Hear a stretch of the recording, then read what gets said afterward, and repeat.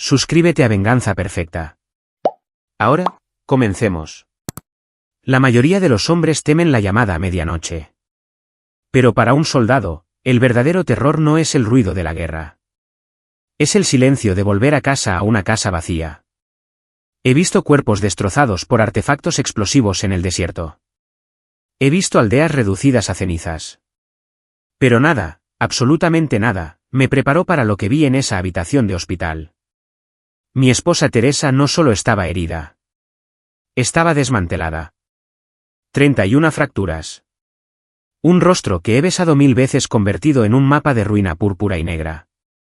Y la peor parte, las personas que hicieron esto estaban paradas justo afuera de su puerta, sonriéndome. El vuelo de regreso del despliegue generalmente se siente como las horas más largas de mi vida. Te sientas ahí vibrando con el motor, simplemente imaginando el momento en que cruzas la puerta principal. Había estado fuera durante 6 meses en una rotación que oficialmente no existía. El trabajo en las fuerzas especiales significa que no puedes llamar a casa a menudo. No puedes decirle a tu esposa dónde estás. Simplemente desapareces y rezas para que ella todavía esté allí cuando regreses. Había reproducido el reencuentro en mi cabeza 100 veces. Dejaría caer mi equipo en el pasillo. Teresa escucharía el golpe de la bolsa de lona. Ella vendría corriendo desde la esquina, deslizándose en calcetines sobre el piso de duela, y saltaría a mis brazos. Ese era el sueño que me mantenía cuerdo mientras cazaba hombres malos en la oscuridad. Pero cuando mi taxi se detuvo en nuestra entrada a las 2 de la madrugada, las luces estaban apagadas. Eso fue lo primero que hizo que se me erizaran los pelos de la nuca. Teresa nunca apagaba la luz del pórtico cuando sabía que yo venía. Solía decir que era su faro guiándome de vuelta de la tormenta.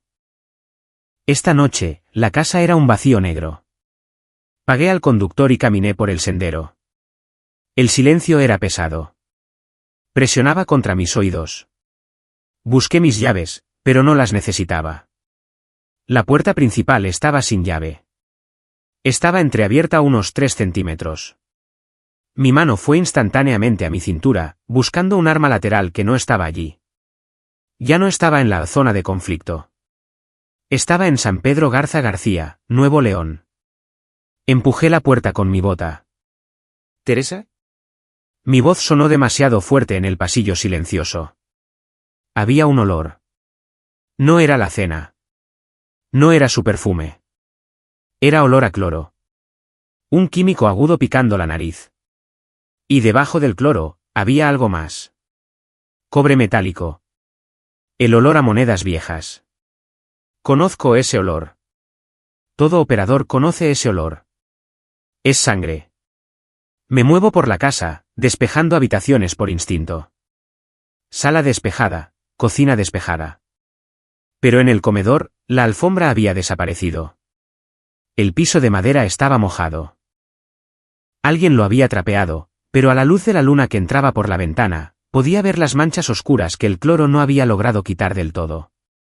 Mi teléfono vibró en mi bolsillo, rompiendo el silencio. Era un número que no conocía. ¿Es Héctor?, preguntó una voz. Era profunda, profesional y cansada. Al habla, soy el detective Molina. Necesita ir al hospital San José. Inmediatamente. El viaje al hospital es un borrón en mi memoria. No recuerdo los semáforos. No recuerdo haber aparcado. Solo recuerdo el aire frío golpeando mi cara mientras corría hacia las puertas de urgencias.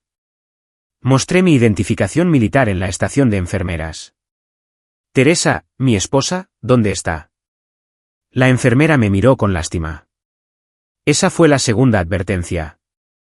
Cuando las enfermeras te miran con lástima, significa que no hay buenas noticias. Está en terapia intensiva, señor. Habitación 404.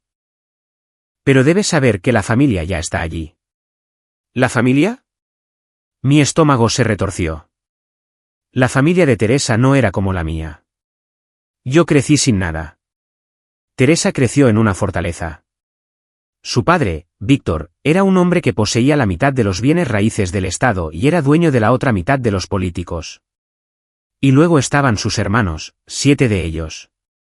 Damián, Esteban, Félix, Gabriel, Iván, Carlos y Mateo. La manada de lobos, los llamaba Víctor. Eran hombres ruidosos y arrogantes que trataban al mundo como si fuera algo que pudieran comprar o romper. Nunca les había agradado. Para ellos, yo era solo un peón, un perro del gobierno que no era lo suficientemente bueno para su hermana. Doblé la esquina hacia la sala de espera de la UCI, y allí estaban. Parecía un bloqueo. Víctor estaba sentado en un banco mirando su reloj como si llegara tarde a una junta directiva. Los 7 hermanos estaban parados en un semicírculo alrededor de la puerta de su habitación. Cuando me vieron, la atmósfera cambió.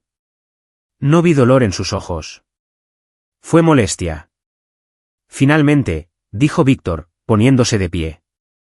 Se alisó su costoso traje. El soldado regresa. ¿Dónde está ella?, gruñí, dando un paso adelante. Damián, el hermano mayor, se interpuso en mi camino. Era un tipo grande, rata de gimnasio, pero tenía manos suaves. Puso una mano en mi pecho. Tranquilo, Rambo. Ella no está en condiciones de ver a nadie en este momento. Miré su mano en mi pecho. Luego miré sus ojos. Tócame de nuevo, Damián, y estarás en la cama junto a ella. Él vaciló, luego retrocedió. Los empujé y abrí la puerta. El sonido del ventilador era lo único en la habitación. «¡Vos!». Clic. «¡Vos!». Caminé hacia el lado de la cama y mis rodillas casi cedieron.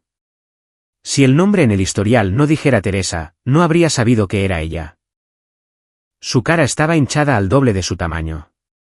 Su mandíbula estaba cerrada con alambres.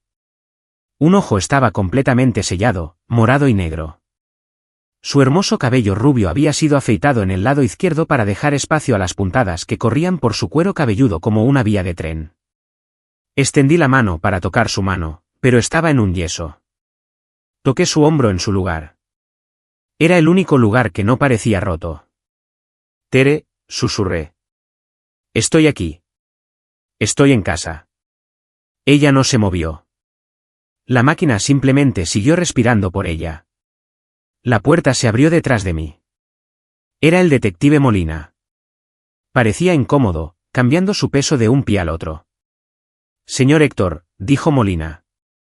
«¿Quién hizo esto?», pregunté, sin darme la vuelta.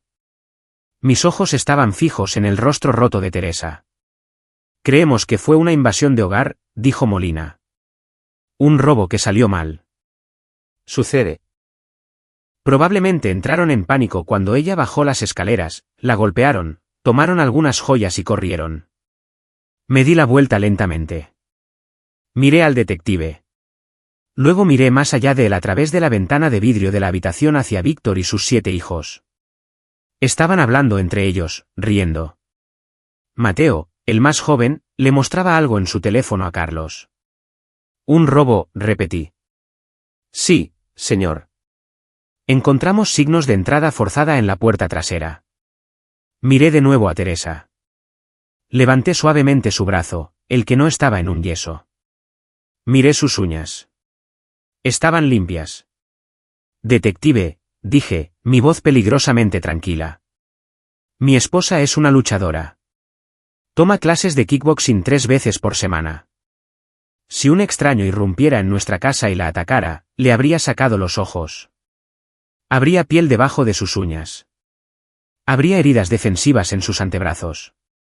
Señalé sus brazos. Lisos. Sin moretones en el exterior de los antebrazos. Ella no se defendió, dije, lo que significa que conocía a la persona. Dejó que se acercaran. ¿O fue sujetada? Los ojos del detective parpadearon hacia la ventana, hacia Víctor. Fue una microexpresión, una pequeña fracción de segundo de miedo. La capté. «Estamos investigando todas las pistas», dijo Molina, sudando ahora. «Pero el padre, el señor Víctor, ha sido muy servicial. Contrató un equipo de seguridad privada para vigilar la casa ahora». «Apuesto a que lo hizo», dije. Salí de la habitación. Los 7 hermanos dejaron de hablar cuando me acerqué. Víctor me miró con ojos fríos y muertos. «Tragedia», dijo Víctor inexpresivamente. «Pero nos encargaremos de ella». «Héctor, has cumplido con tu deber. Puedes volver a tu base. Tenemos los mejores médicos que el dinero puede comprar. No voy a ir a ninguna parte, dije. Ella es mi hija, espetó Víctor, su voz elevándose. Y tú eres solo un esposo que nunca está ahí. No estuviste ahí para protegerla. Yo me encargo de esto. Me acerqué a él. Yo era 8 centímetros más alto que él y unos 20 kilos de músculo más pesado que sus guardias de seguridad. Ese es el problema, Víctor, susurré para que solo él pudiera escuchar. Lo estás manejando demasiado bien. No te ves triste. Te ves incomodado. El ojo de Víctor se contrajo. Miré a los hermanos, 7 de ellos, hombres fuertes y capaces, pero ni un solo rasguño en ninguno de ellos. Pero noté algo más. Mateo, el más joven. No me estaba mirando. Estaba mirando al suelo. Sus manos temblaban. Sostenía una taza de café y el líquido se ondulaba. Estaban escondiendo algo. Un robo, dije lo suficientemente alto para que todos escucharan. Esa es la historia. Algún drogadicto irrumpió y la golpeó. ¿Cuántas veces? Miré el historial médico que había tomado del final de la cama.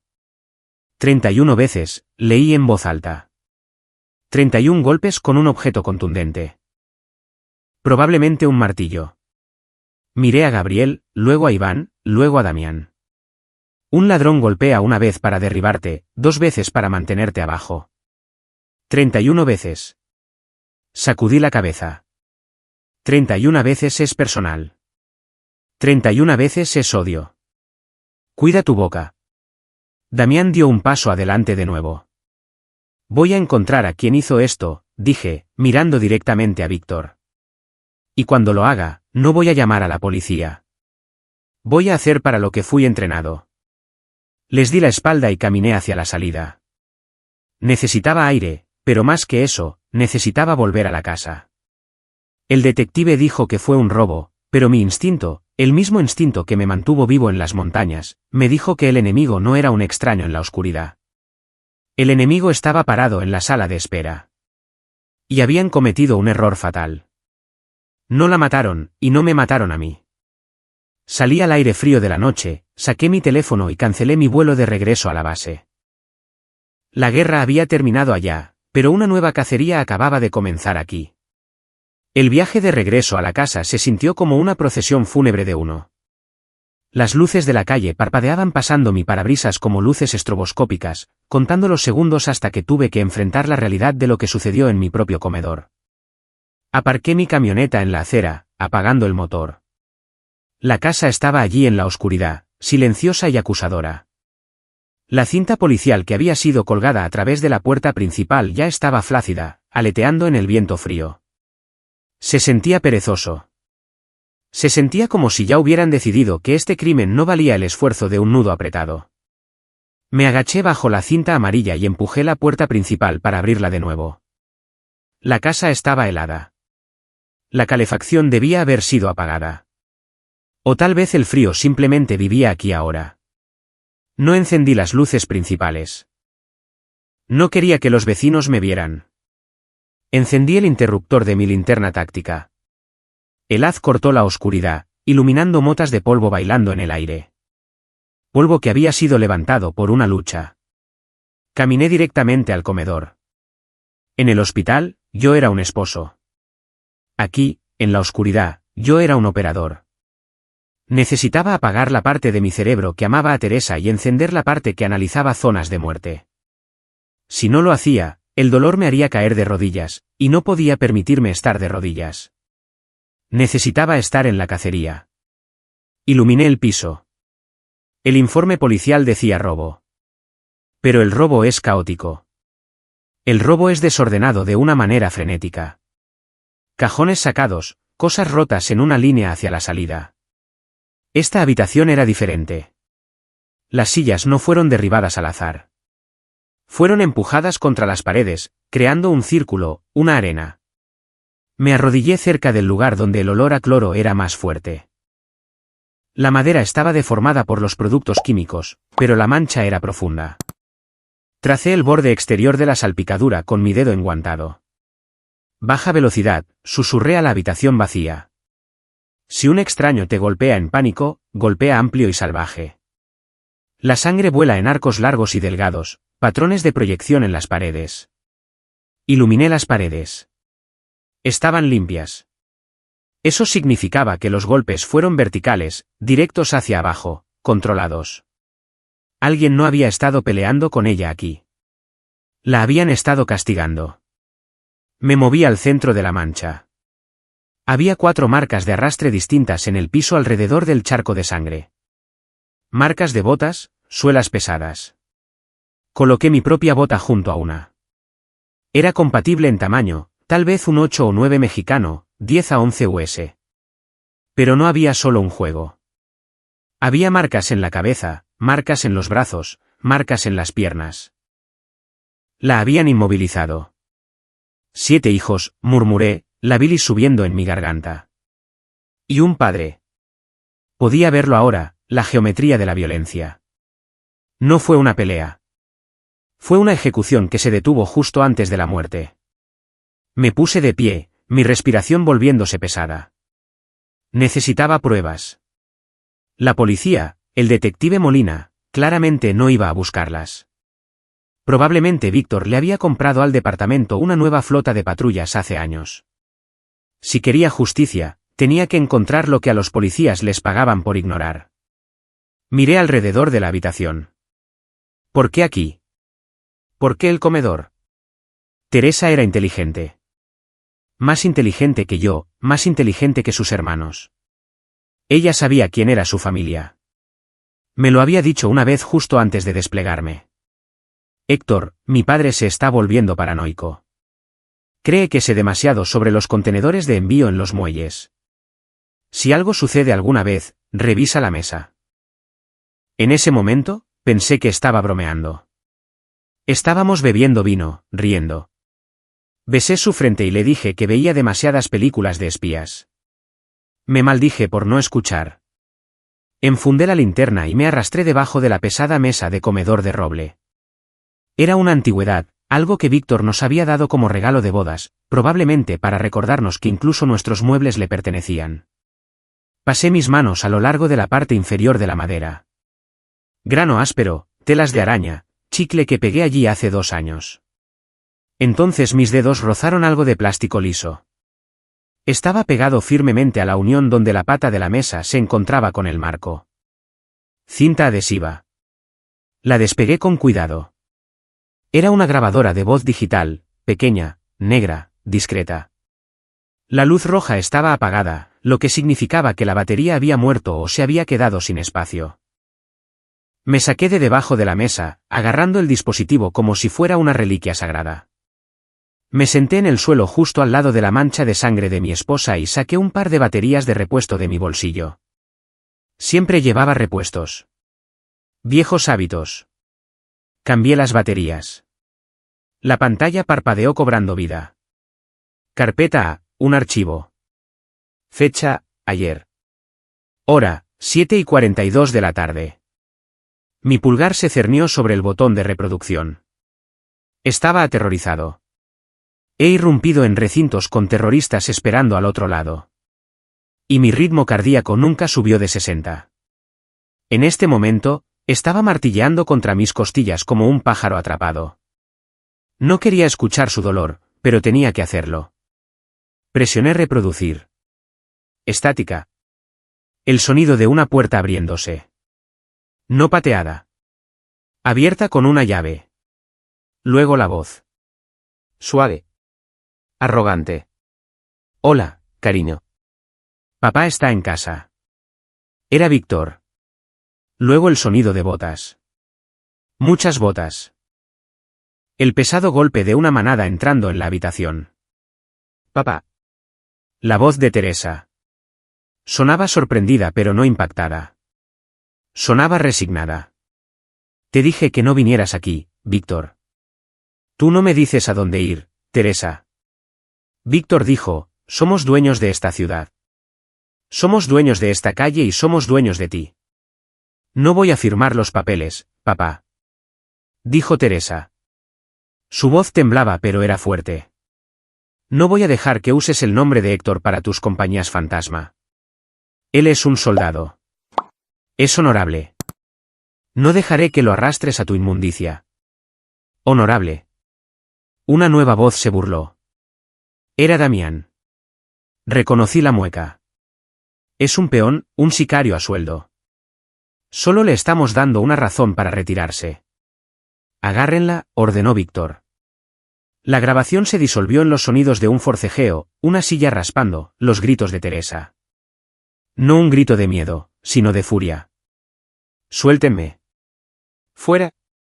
Luego un golpe repugnante. El primer golpe. Me estremecí en el oscuro comedor como si me hubieran golpeado a mí mismo. Sostén sus piernas, Mateo. Gabriel, agarra sus brazos. No dejen que se mueva. Pausé la cinta. No podía escuchar el resto. Aún no. Había escuchado lo suficiente para saber la verdad. El informe policial era una mentira. El robo era un cuento de hadas. Esta fue una reunión familiar. Puse la grabadora en mi bolsillo. Me puse de pie. La tristeza que había estado pesando en mi pecho se evaporó. En su lugar, algo frío y duro se asentó. Era un sentimiento que no había sentido desde mi última misión en la sierra. Era el sentimiento de claridad. Salí del comedor y entré a la cochera. La mayoría de los padres suburbanos tienen una cochera llena de cortadoras de césped, rastrillos y tal vez una caja de herramientas. Yo también tenía esas cosas. Pero detrás del tablero donde colgaba mis llaves inglesas, había una pared falsa. Empujé el pestillo oculto. El tablero se abrió. Dentro había una pesada caja fuerte de acero. Giré el dial. Izquierda, derecha, izquierda. Clic, la puerta se abrió. Dentro no había una colección de rifles de caza. Era mi pasado. Eran las cosas que el ejército me dejó conservar y las cosas que había adquirido por mi cuenta. Saqué mi chaleco portaplacas. Sin placas en él en este momento, pero los bolsillos estaban listos. Saqué un juego de cinchos de plástico, del tipo resistente utilizado para esposas flexibles. Saqué un cuchillo táctico, la hoja negra y no reflectante. No tomé un arma de fuego. Aún no un arma es ruidosa. Un arma es rápida. Un arma es misericordia. Víctor y sus 7 hijos no merecían misericordia. Merecían sentir cada segundo de lo que venía. Miré mi reflejo en el pequeño espejo montado dentro de la puerta de la caja fuerte. Mis ojos se veían diferentes. El brillo se había ido, reemplazado por una pupila oscura y dilatada. El esposo estaba dormido. El operador de fuerzas especiales estaba despierto. Necesitaba saber dónde estaban. Necesitaba rastrear a la manada. Y sabía exactamente quién era el eslabón débil. Mateo, el más joven, el que estaba temblando en el hospital, el que sostenía la taza de café como si fuera una granada. Él fue quien sostuvo sus piernas. Él fue quien miró. Y esta noche, iba a ser el primero en hablar. Cerré la caja fuerte, agarré una sudadera con capucha negra y salí a la noche. El silencio de la casa ya no me molestaba porque sabía que muy pronto el silencio se rompería con el sonido de Mateo gritando. El aire de la noche era mordaz, pero caminé con las ventanas de mi camioneta bajadas. Necesitaba el frío. Necesitaba mantener mi temperatura baja, mi pulso estable. Conduje a un lugar apartado, un viejo mirador cerca de la cantera que los adolescentes usaban para beber y que yo usaba para pensar. Estaba oscuro, silencioso y muerto. Perfecto. Apagué el motor y me senté allí por un momento, simplemente respirando. La grabadora digital estaba en mi bolsillo, quemando un agujero a través de la tela contra mi muslo. La había pausado justo antes de que comenzara el verdadero horror. Sabía que tenía que escuchar el resto. Si iba a hacer lo que planeaba hacer, necesitaba combustible. Necesitaba odiarlos más de lo que amaba mi propia libertad. Saqué la grabadora. La pequeña luz roja parpadeó una vez, un solo latido mecánico en la oscura cabina de la camioneta. Presioné reproducir. Los sonidos que llenaron la camioneta fueron peores que cualquier zona de guerra. En la guerra, hay caos, gritos, explosiones. Esto era íntimo. Este era el sonido de una respiración pesada, de tela crujiendo, de guantes de cuero crujiendo mientras las manos apretaban su agarre. Por favor, jadeó Teresa. Su voz estaba tensa, como si alguien estuviera presionando una rodilla en su pecho. Papá, por favor no hagas esto. Te di una opción, Teresa. La voz de Víctor estaba tranquila. Aterradoramente tranquila. Sonaba como si estuviera sermoneando a un niño sobre leche derramada. Te dije que el negocio es lo primero. La familia es lo primero. Lo elegiste a él. Elegiste al forastero. Es mi esposo, gritó ella, un sonido que se rompió en el medio. Es una carga, dijo Víctor. ¿Y tú? Tú eres una decepción. Sostén su cabeza quieta, Damián. Entonces comenzó el conteo. Golpe. Un crujido húmedo y repugnante. No era el sonido de la madera golpeando el hueso. Era el sonido del metal aplastando cartílago. 1. Víctor contó suavemente. Teresa no gritó de inmediato. El primer golpe debió haber conmocionado su sistema hasta el silencio. Luego un gemido gutural bajo que no sonaba humano. Golpe. 2. Se está moviendo demasiado. Uno de los hermanos, Esteban tal vez, gruñó. Agarra su cabello. Clávala al piso. Apreté el volante con tanta fuerza que el cuero crujió. Mis nudillos se pusieron blancos. Podía verlo en mi mente. Mi esposa, mi hermosa y fuerte Teresa, inmovilizada en el piso de la casa que construimos juntos, mirando las caras de sus hermanos mientras su padre la golpeaba. Golpe, golpe, golpe. 5, 6, 7. Víctor no se estaba apresurando. Se estaba tomando su tiempo. Se estaba dosificando. ¿Querías ir a los federales, Teresa? Víctor jadeaba ligeramente entre los golpes. ¿Querías contarles sobre los envíos, sobre las cajas en la bodega 4? Bueno, aquí está tu citatorio. Golpe. 8. Teresa estaba llorando ahora, suplicando. Mateo. Mateo, ayúdame, por favor. Hubo una pausa en la cinta. Una vacilación. No mires hacia otro lado, Mateo. Víctor espetó. Mírala. Esto es lo que les pasa a las ratas. Esto es lo que les pasa a los traidores. Sostén su pierna fuerte o te romperé la tuya después. La estoy sosteniendo, papá. La voz de Mateo. Débil, temblorosa. Pero no la soltó. Sostuvo su pierna mientras su padre la destrozaba. Ese fue el momento en que marqué a Mateo para la muerte. La cobardía es un pecado, pero participar en la tortura de tu propia hermana para salvar tu propio pellejo, eso es una podredumbre del alma que no se puede curar. El conteo continuó. Los sonidos del martillo golpeando la carne se volvieron húmedos, blandos. El crujido del hueso se detuvo porque no quedaba hueso para romper en ese lugar. 20-21. Me obligué a escuchar cada número. Grabé cada uno en mi cerebro. Cada número era una promesa. Cada número era una deuda que cobraría. 30-31. Víctor soltó un largo suspiro. El martillo de metal resonó en el suelo. Es suficiente. Víctor dijo, está lista. ¿Está muerta?, preguntó Carlos. No importa. Víctor respondió. Si vive, es un vegetal. Si muere, la enterramos. De cualquier manera, no puede hablar. Limpien el martillo. Consigan el cloro. Hagan que parezca un robo. Rompan la cerradura de la puerta trasera. ¿Qué pasa con Héctor?, preguntó Damián. Vuelve esta noche. Déjalo venir, rió Víctor. Fue un sonido frío y seco. Es un soldado. Sigue órdenes. Respeta la autoridad.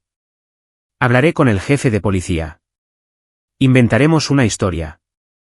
Héctor estará demasiado ocupado llorando para hacer preguntas. Y si lo hace, bueno, los accidentes les pasan a los soldados todo el tiempo. La grabación terminó. Me senté en el silencio durante mucho tiempo. Él sigue órdenes. Eso es lo que pensaban. Pensaban que yo era un perro con correa. Pensaban que el uniforme me hacía obediente. No entendían lo que realmente eran las fuerzas especiales. No solo seguimos órdenes. Somos a quienes envían cuando las órdenes son ilegales. Somos a quienes envían cuando la ley no es suficiente. Yo ya no era un soldado. Esta noche, yo era una insurgencia de uno. Guardé la grabadora y encendí la camioneta. No volví al hospital. No volví a la casa. Conduje a una ferretería abierta las 24 horas a 3 municipios de distancia. Caminé por los pasillos bajo las zumbantes luces fluorescentes. Parecía cualquier otro tipo trabajando en un turno tarde, tal vez un contratista arreglando una fuga. Compré algunas cosas, un rollo de láminas de plástico resistente. Una caja de cinchos de resistencia industrial, una pistola de grapas y un martillo de carpintero pesado de estilo uña. Lo sopesé en mi mano. Se sentía equilibrado. Sólido. Pagué en efectivo. El adolescente somnoliento en la caja ni siquiera levantó la vista de su teléfono. Que tenga una buena noche, murmuró. Va a ser una larga, dije. Conduje de regreso hacia la ciudad. Sabía dónde estaría la manada de lobos los viernes por la noche. Después de una gran victoria, y para ellos, silenciar a Teresa era una victoria. Siempre iban al mismo lugar, el Velvet Lounge, un club privado de alta gama en el centro que Víctor poseía. Estarían allí bebiendo whisky caro, dándose palmaditas en la espalda, celebrando su brutalidad. No iba a asaltar el club. Eso sería un suicidio. 7 objetivos más seguridad más Víctor. No cazas a una manada de lobos corriendo hacia el medio de la guarida. Esperas en el perímetro. Esperas al rezagado. Aparqué mi camioneta a 2 cuadras de distancia en las sombras de un callejón. Me subí la capucha y caminé hacia el club. Encontré un lugar al otro lado de la calle, escondido en la puerta de una panadería cerrada. Observé la entrada. Pasó 1 hora, luego 2. A las 2:45 de la madrugada, la puerta se abrió. La risa se derramó en la calle. Damián y Gabriel salieron primero, ruidosos y tropezando. Luego vinieron los demás. Estaban drogados con adrenalina y licor, pero uno se quedaba atrás. Mateo. No se estaba riendo. Parecía enfermo. Caminaba ligeramente apartado del grupo, revisando su teléfono, mirando por encima del hombro. Rechazó con la mano la oferta de un aventón en la limusina. Voy a caminar un poco, despejar mi cabeza, le oí decir. Tomaré un taxi más tarde. Como quieras, hermanito. Damián vitoreó. No tengas pesadillas. La limusina se alejó con los 6 hermanos. Mateo se quedó solo en la acera. Encendió un cigarro, su mano temblaba tanto que dejó caer el encendedor 2 veces. Comenzó a caminar por la calle, dirigiéndose hacia la parte más tranquila de la ciudad. Perfecto. Salí de las sombras. No corrí. Caminé con un paso rodante silencioso que no hacía ruido en el pavimento. Cerré la distancia. 50 metros, 30 metros, 10. Se detuvo en una esquina, esperando que el semáforo cambiara. No había autos, solo él y los fantasmas que intentaba ahogar en alcohol. Me paré justo detrás de él. Podía oler el whisky caro sudando por sus poros. Me incliné cerca, mis labios casi tocando su oreja. 31. Susurré. Mateo se congeló. Se puso rígido como una estatua. El cigarro cayó de sus dedos. Giró lentamente la cabeza. Sus ojos estaban muy abiertos, inyectados en sangre, llenos de un terror primitivo. Me reconoció al instante. Héctor, tartamudeó. Yo no. Al callejón, dije. No mostré un arma. No tenía que hacerlo. La mirada en mis ojos era el arma. No puedo. Yo. Agarré su muñeca. No apreté fuerte, solo lo suficiente para dejarle sentir el punto de presión. Torcí. Él jadeó, cayendo sobre una rodilla. Tenemos que hablar de tu hermana, dije suavemente. ¿Y vas a contarme todo o voy a empezar a contar? Mateo miró a su alrededor en busca de ayuda, pero la calle estaba vacía. Me miró y vio su muerte. Asintió, las lágrimas brotando instantáneamente en sus ojos. Lo arrastré a la oscuridad del callejón. La cacería había comenzado oficialmente. El callejón era estrecho, olía a cartón mojado y grasa vieja. Mateo temblaba tan violentamente que sus dientes realmente castañeteaban. Un sonido como huesos secos haciendo clic juntos en la oscuridad. Lo empujé contra la pared de ladrillo. No lo golpeé. Simplemente apliqué presión hasta que no tuvo a dónde ir más que hacia atrás. Por favor, gimoteó Mateo, con las manos en alto en una rendición que no significaba nada. Héctor, no lo entiendes. Tuve que hacerlo. ¿Él me obligó? ¿Quién te obligó?, pregunté, mi voz plana. Tu padre. Sí, Víctor. ¿Sabes cómo es? Si no le sostenía las piernas, me habría hecho lo mismo a mí. Lo miré, realmente lo miré. Tenía 22 años. Llevaba un reloj que costaba más que mi camioneta. Nunca había trabajado un día en su vida, nunca había luchado por nada, nunca había sangrado por nada.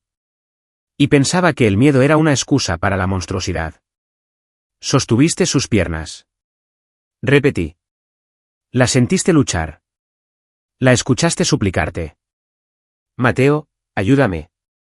Eso es lo que ella dijo, ¿verdad? Mateo se estremeció. Yo. Traté de mirar hacia otro lado. Eso no importa, dije. Estabas allí. Eras parte de la ecuación. Saqué un cincho de mi bolsillo. El sonido del plástico cerrándose alrededor de sus muñecas fue fuerte en el callejón tranquilo. No le até las manos a la espalda. Las até frente a él. Le hacía sentir que todavía tenía algo de control, lo que lo haría hablar más rápido. ¿Dónde está la bodega?, pregunté. ¿Qué bodega?, se hizo el tonto. Un reflejo. Saqué el martillo de la presilla de mi cinturón. No lo levanté. Solo dejé que la pesada cabeza de acero descansara en mi palma. Los ojos de Mateo se clavaron en él. Sabía exactamente lo que significaba este martillo. Había visto uno igual esa misma noche. Bodega 4, soltó. En los muelles, la terminal norte. Ahí es donde está el envío. ¿Qué hay en el envío? Armas, en su mayoría rifles de asalto modificados, y algo de excedente militar. Nosotros adquirimos. Se envían a un comprador en Sudán el martes. ¿Y los otros, dónde están ahora? Fueron al Penthouse de Damián. Allí, continúan la fiesta. Asentí. Información adquirida, pero no había terminado con Mateo. Él era mi mensaje en una botella. Vas a hacer algo por mí, Mateo. Vas a desaparecer. ¿Qué? Si vuelves con ellos ahora, sabrán que te encontré. Sabrán que yo sé y cerrarán filas. Los necesito paranoicos. Los necesito preguntándose. Lo arrastré a mi camioneta. No lo tiré en la cajuela. Eso es de aficionados. Lo puse en el asiento del pasajero y activé el seguro para niños. Le puse el cinturón. Vamos a dar un paseo. Dije. Lo conduje 30 kilómetros fuera de la ciudad a un viejo silo de granos abandonado que había explorado hace años para ejercicios de entrenamiento. Estaba aislado, insonorizado y aterrador por la noche. Lo acompañé adentro. El espacio era vasto y resonaba con cada paso. Lo até con cinchos a una viga de soporte. Le di una botella de agua. No lo golpeé. No lo toqué. Quédate aquí, dije. Piensa en lo que hiciste. Piensa en el número 31. Me estás dejando aquí. Él lloró. Me congelaré. Hace 10 grados. Estarás incómodo, pero vivirás, dije. Teresa tal vez no. Así que siéntate aquí y reza para que despierte porque si muere, volveré y no traeré agua la próxima vez. Lo dejé gritando en la oscuridad y conduje de regreso a la ciudad. Ahora, el verdadero trabajo comenzaba.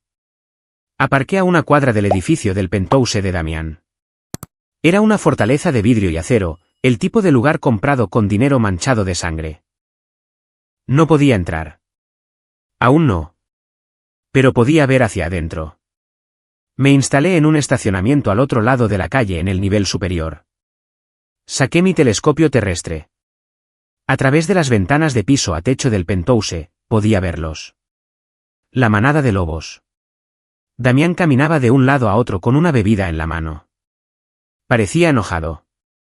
Probablemente estaba llamando al teléfono de Mateo. Esteban y Félix estaban sentados en el sofá riéndose de algo en la televisión. Gabriel estaba inhalando líneas de algo blanco de la mesa de centro. Iván y Carlos estaban echando vencidas en la isla de la cocina. Se veían tan cómodos, tan seguros. Saqué mi teléfono. Había clonado la tarjeta SIM de Mateo antes de dejarlo en el silo. Un pequeño truco que me enseñó un contacto en inteligencia. Envié un mensaje de texto desde Mateo al chat grupal. Mensaje: no puedo hacer esto más. Voy a la policía. No me busquen.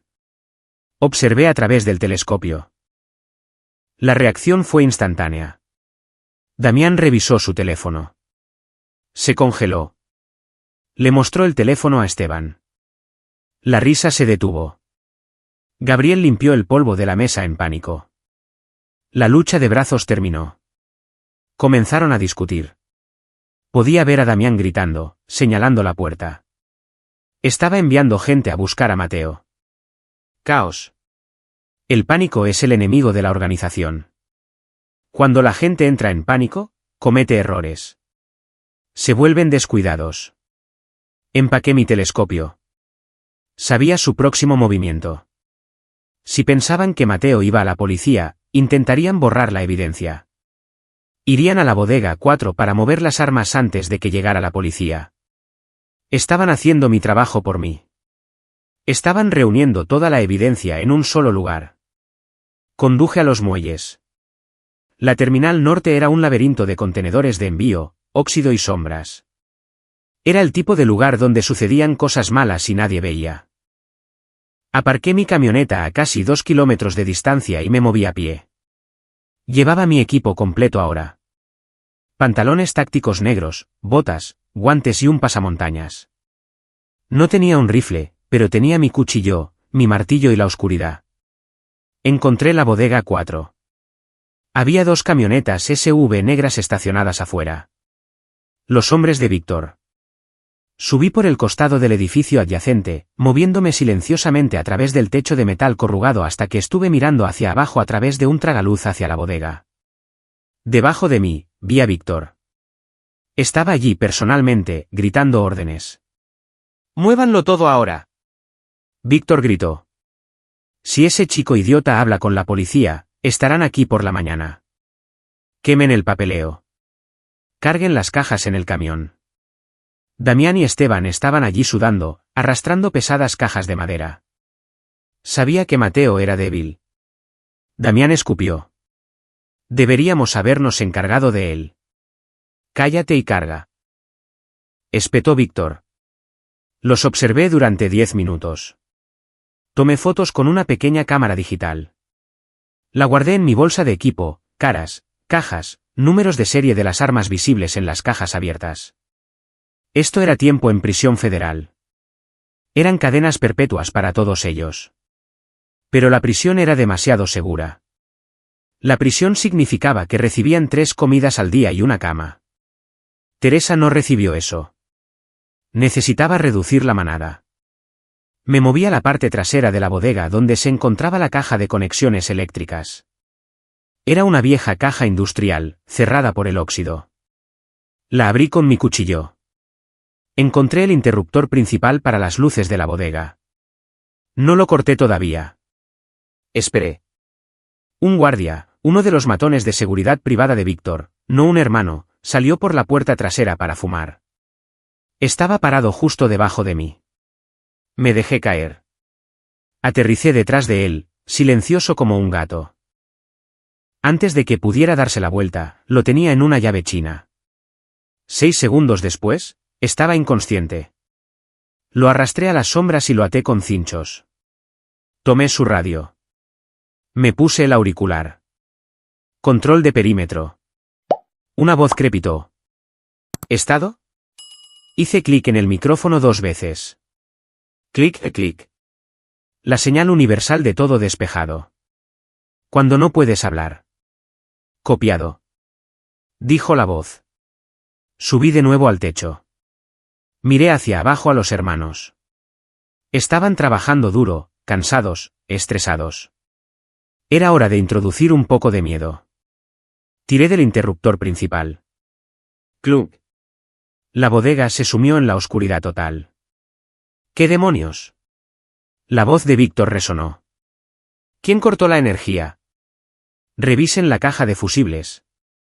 Gritó Damián. Haces de linterna comenzaron a cortar a través de la oscuridad. Frenéticos y temblorosos. Me deslicé a través del tragaluz abierto, cayendo sobre la parte superior de una pila de contenedores de envío dentro de la bodega. Estaba a 6 metros por encima de ellos, invisible en la penumbra. Recogí un perno grande, una pieza pesada de acero industrial que encontré en el techo y lo arrojé contra la pared lejana. Clan. Los haces de linterna giraron todos hacia el ruido. ¿Quién está ahí? Gritó Esteban. Sacó un arma. Una pistola cromada llamativa. La sostenía de lado como un gángster en una película. Me moví a lo largo de la parte superior de los contenedores, silencioso. Dejé caer otro perno en el lado opuesto. Clan. Giraron de nuevo. Es Mateo. Víctor siseó. Está tratando de asustarnos. Mateo, sal de aquí, chico. Yo no era Mateo. Localicé mi primer objetivo. Carlos. Se había alejado del grupo para revisar la oficina trasera. Estaba solo. Me dejé caer detrás de él. Escuchó mis botas golpear el concreto y se dio la vuelta, iluminando mi cara con su luz. Por un segundo, todo lo que vio fue una figura de negro. ¿Mateo? Preguntó. Di un paso adelante y le quité la linterna de la mano de un golpe. Giró por el suelo, el haz creando un efecto estroboscópico vertiginoso. No soy Mateo, susurré. Yo no lo maté. Barrí sus piernas, dejándolo caer duro sobre el concreto. Mientras intentaba arrastrarse lejos, agarré su mano derecha, la mano que usó para mantener a Teresa abajo. La coloqué en el piso de concreto. Levanté mi bota. ¡Crack! Carlos gritó. Un sonido agudo y penetrante que cortó a través de la bodega oscura. Me desvanecí de nuevo en las sombras antes de que los otros pudieran alcanzarlo. Carlos. Gritó Damián. Carlos, ¿dónde estás? Lo encontraron acunando su mano destrozada, sollozando en el suelo. Está aquí. Carlos jadeó. Es Héctor. Está aquí. ¿Héctor? Víctor sonaba inseguro. Es un soldado, no un fantasma. Está en la oscuridad. Gritó Carlos. Me aplastó la mano. Los hermanos se apiñaron, sus linternas apuntando hacia afuera en un círculo. Estaban aterrorizados. Ellos eran la presa ahora. Los observé desde la parte superior de los contenedores. Uno menos, faltan 6. Y la noche aún era joven. El pánico es un virus. Se propaga más rápido que cualquier infección. Observé desde el terreno elevado encima de una pila de cajas de envío cómo la manada de lobos se desmoronaba debajo de mí. Ya no eran una familia. Eran una manada de animales aterrorizados iluminando con sus luces la oscuridad, saltando ante las sombras. Víctor intentaba mantener el control, pero su voz estaba tensa. Dejen de gritar. Todos formen un perímetro. Vigilen las puertas. Me rompió la mano. Carlos seguía sollozando en el suelo, agarrando sus dedos destrozados. Simplemente apareció de la nada. Es un demonio. Es un solo hombre. Rugió Víctor, abofeteando a Carlos en la cara para que se callara. Un solo hombre con rencor. Gabriel, Iván, revisen la rampa de carga. Damián, Esteban, carguen las armas. Lo matamos si entra en la luz. Sonreí bajo mi máscara. Si entraba en la luz, no planeaba entrar en ningún lugar donde pudieran verme. Observé a Gabriel e Iván moverse hacia las puertas de la rampa de carga. Iban hombro, con sus pistolas levantadas. Su técnica era descuidada. Miraban al frente, con visión de túnel. Olvidaron mirar hacia arriba. Me moví silenciosamente a lo largo de las vigas metálicas. La bodega era vieja, y las vigas estaban cubiertas de polvo, pero eran resistentes. Estaba directamente encima de ellos. Iván estaba temblando. No me gusta esto, Gabriel. ¿Viste la mano de Carlos? Parecía carne de hamburguesa. Cállate, siseó Gabriel. Solo encuentra el interruptor y vuelve a encender las luces. Llegaron a la puerta. Gabriel alcanzó la manija. Dejé caer un pesado rollo de cuerda que había encontrado en la pasarela. Golpeó el suelo a 3 metros detrás de ellos con un fuerte golpe. Ambos se dieron la vuelta, disparando ciegamente a la oscuridad. Van. Van. Van. Los fogonazos iluminaron la bodega como relámpagos. Estaban disparando a la nada. Alto el fuego, gritó Víctor desde el centro de la habitación. Le darán a las cajas. Usé el ruido de sus disparos para dejarme caer detrás de un montacargas. Ahora estaba en el nivel del suelo detrás de su línea de visión. Gabriel e Iván estaban recargando, sus manos temblando. Le di, dijo Gabriel, tratando de convencerse a sí mismo. Creo que lo vi caer. Disparaste a una pila de tarimas, dije. Mi voz parecía venir de todas partes y de ninguna parte en el eco de la bodega. Se congelaron. ¿Quién dijo eso?, susurró Iván. Recogí una llave inglesa grande del asiento del montacargas. La lancé con fuerza, haciéndola patinar por el suelo a su izquierda. Cuando se volvieron hacia el ruido, me moví a la derecha. Estuve sobre Iván antes de que pudiera volver a girar. No usé un cuchillo. Usé mi codo, clavándolo en la boca del estómago. El aire lo dejó con un silbido húmedo. Se dobló por la mitad. Lo agarré por la parte trasera de su chaleco táctico y lo lancé contra una pila de barriles de aceite vacíos. El estruendo fue ensordecedor. Gabriel se dio la vuelta, con los ojos salvajes. Iván. Me vio entonces, solo una silueta en la penumbra. Levantó su arma. Yo fui más rápido. Cerré la distancia en 2 zancadas. Agarré la corredera de su pistola, empujándola fuera de batería para que no pudiera disparar. Con mi otra mano, lo golpeé en la garganta. Un golpe de tajo controlado y preciso al nervio vago. Gabriel tuvo arcadas, sus ojos se pusieron en blanco. Dejó caer el arma, agarrándose el cuello. Barrí sus piernas y golpeó el concreto con fuerza. Me incliné sobre él. Esos son 2, susurré. Faltan 4. No les rompí los huesos esta vez. Los quería lo suficientemente móviles para correr de vuelta con papá. El miedo funciona mejor cuando las víctimas pueden contar la historia. Me fundí de nuevo en las sombras justo cuando Víctor y los demás venían corriendo hacia el ruido.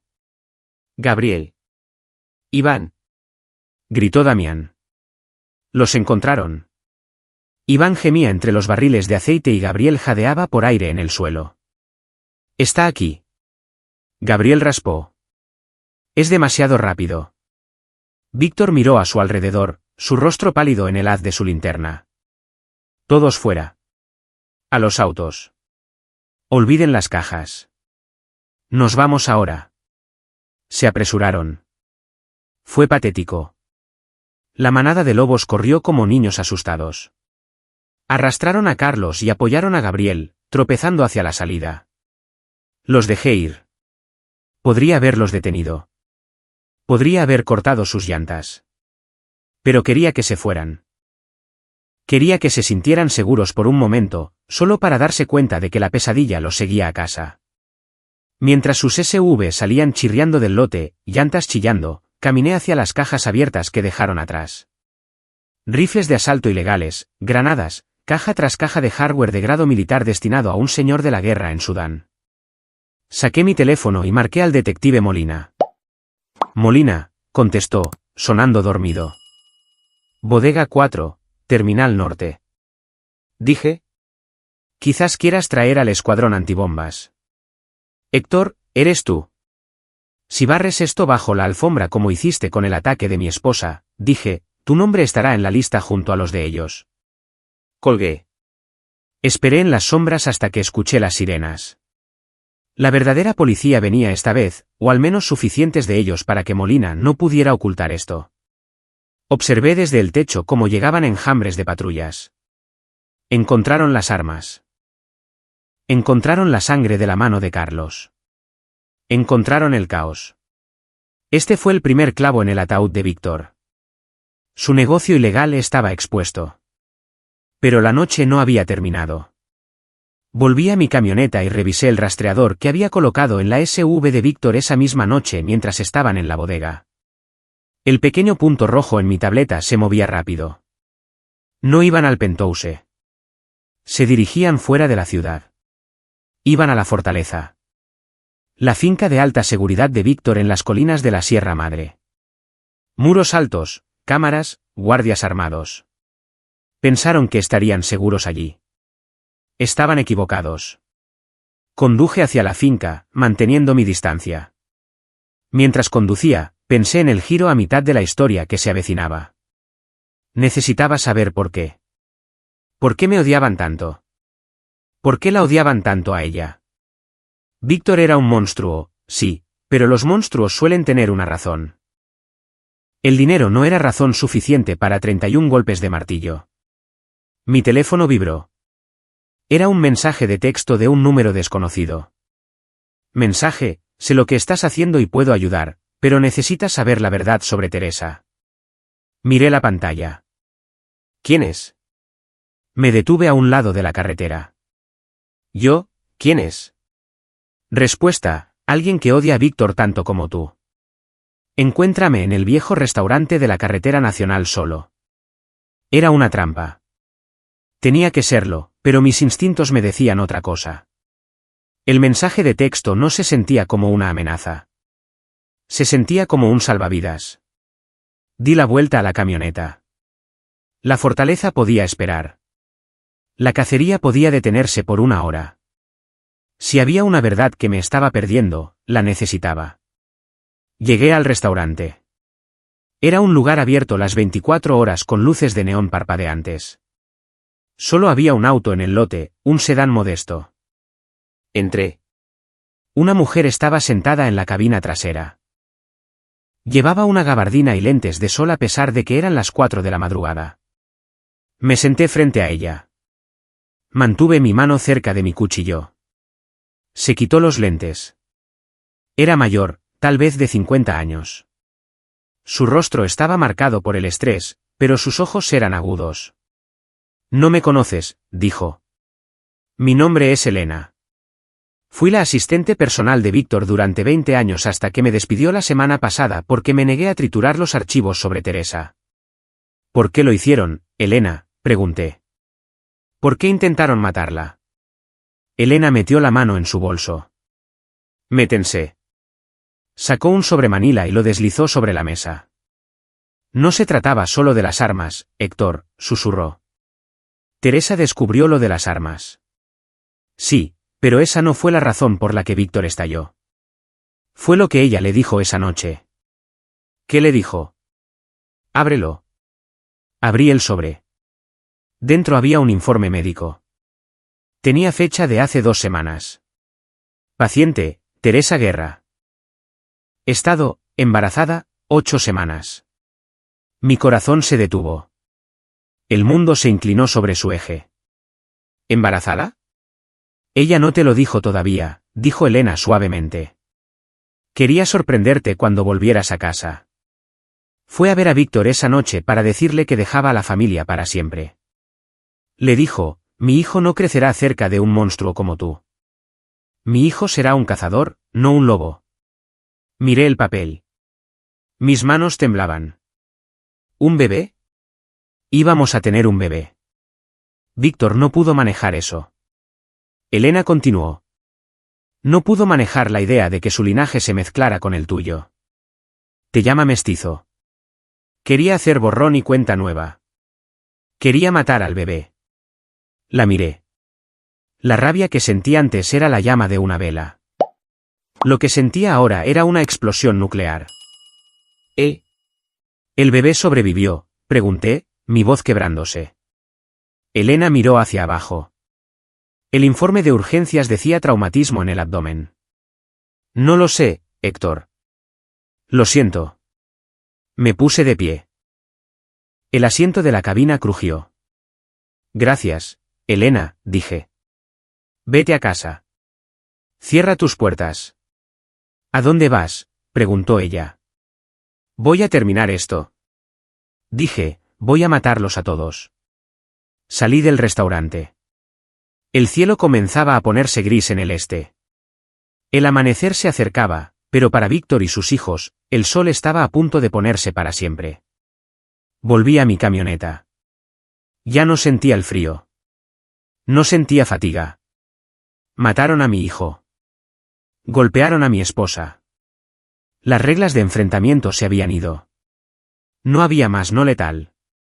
No había más envío de mensajes. Esto era exterminio. Conduje hacia la finca. La manada de lobos estaba acurrucada dentro de su fortaleza, pensando que estaban seguros detrás de muros y guardias. No sabían que un padre de fuerzas especiales venía por ellos. Y un padre de las fuerzas especiales no se detiene hasta que la amenaza es eliminada. El sol sangraba en el cielo.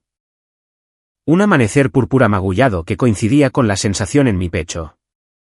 Conduje hacia la finca de Víctor, la fortaleza, con el informe médico quemando un agujero en el asiento del pasajero. Embarazada.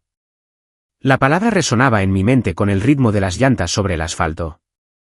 Embarazada. Embarazada.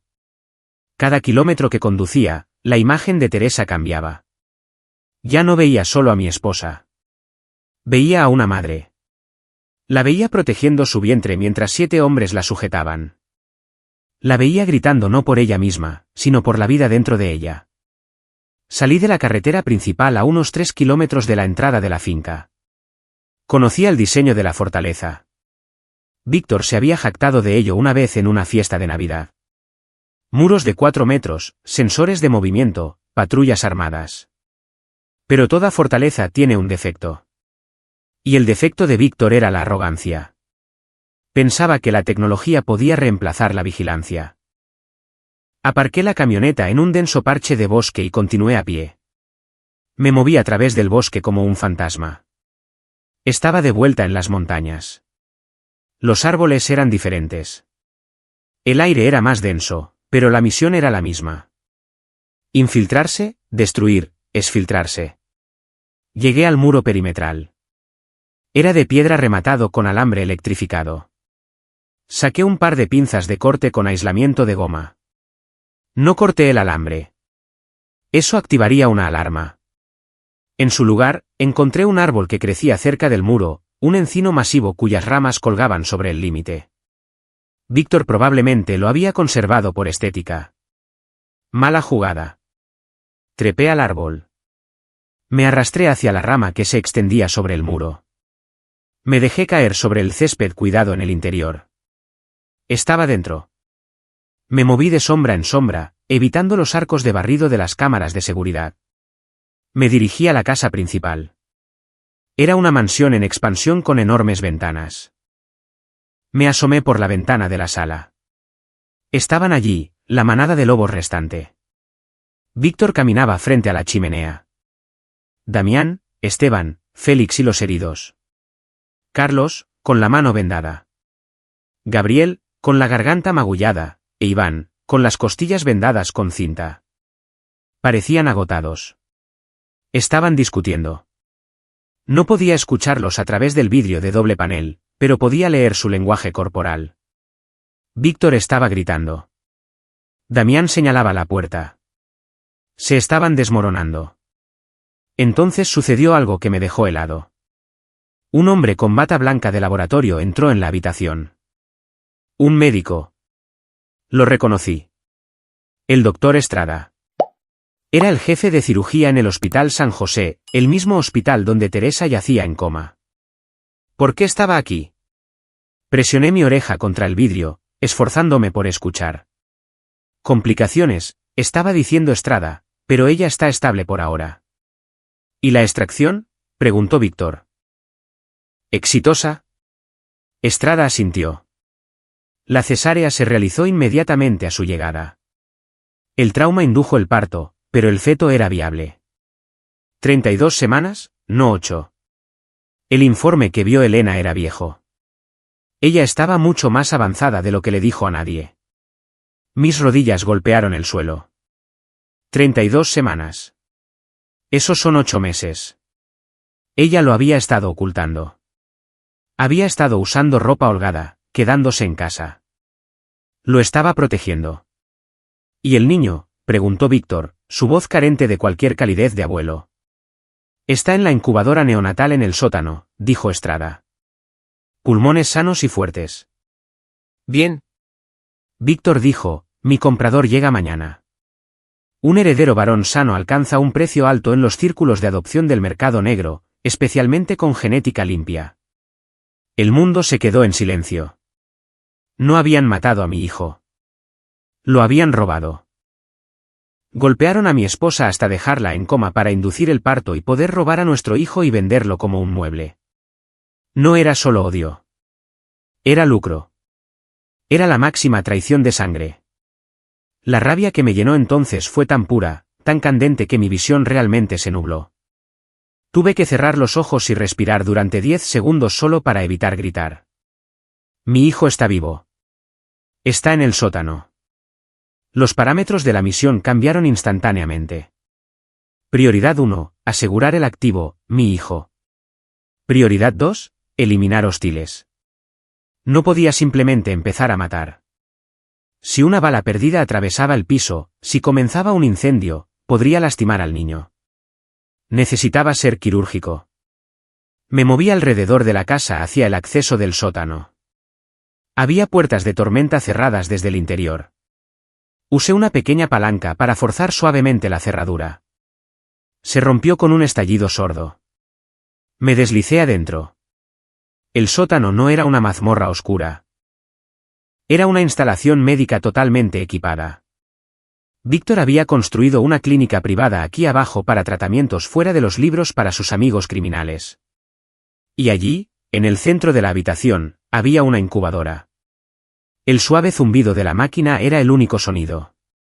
Dentro, bajo la luz cálida, había un bebé varón diminuto y retorciéndose. Tenía una cabeza llena de cabello oscuro. Mi cabello. Caminé hacia él, mis botas pesadas sobre el linóleo. Puse mi mano enguantada sobre el vidrio plástico. Era tan pequeño, tan perfecto, y estaba solo en una habitación llena de monstruos. Estoy aquí, amigo, susurré. Papá está aquí. Necesitaba sacarlo. Pero la incubadora era pesada, enchufada a la pared. No podía simplemente llevarla a través del bosque. Él necesitaba el calor, la mezcla de oxígeno. Escuché pasos en las escaleras de arriba. Revisa los niveles. La voz de Víctor bajó. Lo quiero en óptimas condiciones para la entrega. La puerta en la parte superior de las escaleras se abrió. Tenía segundos. No podía esconderme. No podía correr con el bebé todavía. Miré alrededor. Había un panel de interruptores en la pared. Giré el interruptor principal para la energía de arriba, pero dejé solo el circuito del generador de emergencia, que alimentaba el equipo médico. Arriba, las luces murieron. ¿Ahora qué?, gritó Víctor. Damián, revisa el generador. Pasos pesados bajaron atronando las escaleras. Damián. Me escondí detrás de una pila de tanques de oxígeno. Damián irrumpió en la habitación, su linterna barriendo el espacio. Está bien aquí abajo, gritó hacia arriba. El circuito médico está separado. Debe ser la red principal. Caminó hacia la incubadora. Miró a mi hijo. Pequeño bastardo. Damián se burló. Golpeó el vidrio con fuerza. El bebé se estremeció. Eso fue todo. Salí de detrás de los tanques. No lo toques, dije. Damián se dio la vuelta, dejando caer su linterna. Buscó su arma, pero fue demasiado lento. No usé un arma. Lo agarré por la garganta con una mano y lo golpeé contra la pared. El impacto sacudió la habitación. «Tú», se atragantó Damián, con los ojos desorbitados. «¿Cómo?» «SHHH», susurré, presionando mi dedo en mis labios. «Despertarás al bebé». Apreté. Damián arañó mi brazo, sus piernas pateando. Pero estaba luchando contra un hombre que había entrenado para matar con sus propias manos desde que tenía 18 años. Aplasté su tráquea. No lo suficiente para matarlo instantáneamente, pero lo suficiente para asegurar que no respiraría sin un tubo por el resto de su miserable vida. Se desplomó en el suelo, jadeando por aire que no llegaba. Tomé su arma. Tomé su radio. Miré al bebé. Estaba durmiendo, sin saber que su tío estaba muriendo a 1 metro de distancia. «Uno menos», le susurré a mi hijo. «Faltan 5». Arrastré el cuerpo de Damián a un closet de suministros. Tomé su teléfono. Envié un mensaje de texto al chat grupal. Mensaje de Damián: «El generador está fallando. Necesito una mano».